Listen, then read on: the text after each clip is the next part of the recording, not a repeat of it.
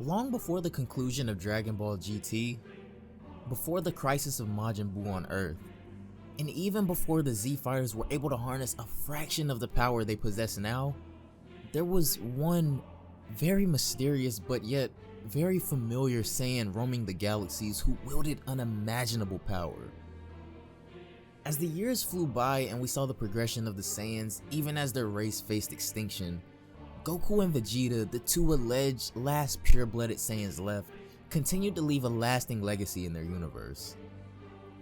With every new opponent they faced, Goku and Vegeta, while not always being necessarily the strongest in every battle, they always found a way to come out on top no matter who they faced. But I don't think they've ever faced a person that possesses the same power and potential they do, but much more refined.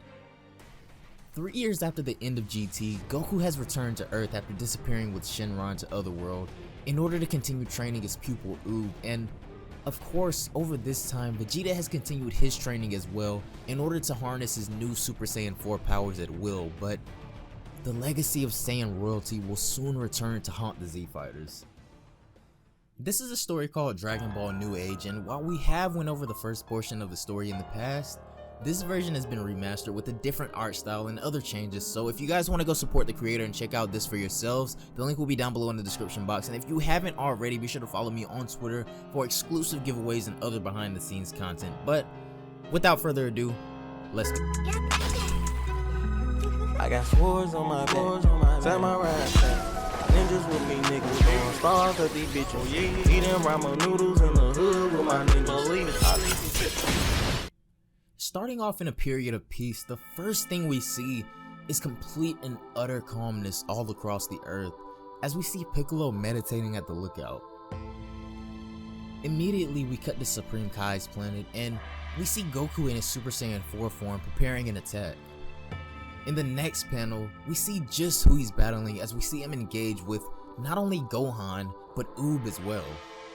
The next thing Goku says, or thinks to himself rather, is that he may not be able to become a god on his own yet, but he does know that there are things beyond Super Saiyan 4, and he absolutely intends to find it. The next person we get to see is Vegeta as we see him training by himself at Capsule Corp. As intense as ever, as he trains, he says to himself in his head that we're finally equals, and he refuses to let Kakarot slip ahead of him again.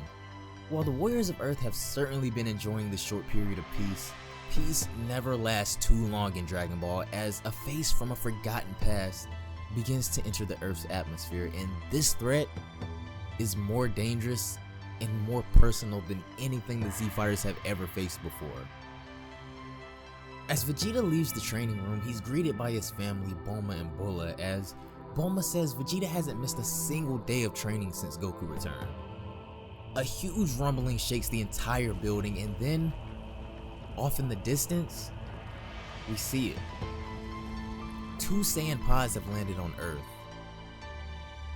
When the first pod opens, a slender female steps out with a scouter on, and next to her, the second space pod opens and out steps the second Saiyan. He asks her if she's picked up anything on the scouter, and the next shot we see finally reveals to us Rigor's new design, as his wife says that she's picked up a handful of large readings all across the planet. He asks just how large the powers are, and she says that there's a huge one nearby much larger than hers, and it seems to be the biggest on the planet, almost comparable to his own. She points in the direction the enormous power level is coming from, which is the city they passed over when they landed, and soon after, they take off at blinding speed in the direction of their target. All at once, the Z-Fighters all across Earth are stunned by the massive power level that's just appeared on Earth, as we see everyone freeze in their tracks. Even Vegeta is frozen solid momentarily from the sheer magnitude of this power level, and with Goku in a different area of the universe training, Vegeta knows that this is no way that is his power, and as the strongest defender on Earth right now, Vegeta knows that he must go confront this threat head on. He rushes outside attempting to cut off whoever this is before they can make any moves, but they're heading straight towards him. When he gets outside, he prepares to fly off, but above him, a voice calls out to him saying, "It's been a long time, Prince Vegeta." That's gonna do it for this one, guys. Even though I know we've covered a lot of this story before, I still hope you guys enjoyed this video. Down below in the comments, let me know which version you like better of Dragon Ball New Age, those being this version or the one we've done prior. I personally definitely like the art style that was used in this version, but that's just me, you know. But anyways, don't forget to follow me on Twitch and Twitter if you haven't already. We do lots of cool stuff on Twitter, and I just gave away I think it was a 13 LR Dokkan account, so be sure to come join us over there for more cool stuff like that. Anyways, have a great day, and I will see you all in the next one. Bye, guys.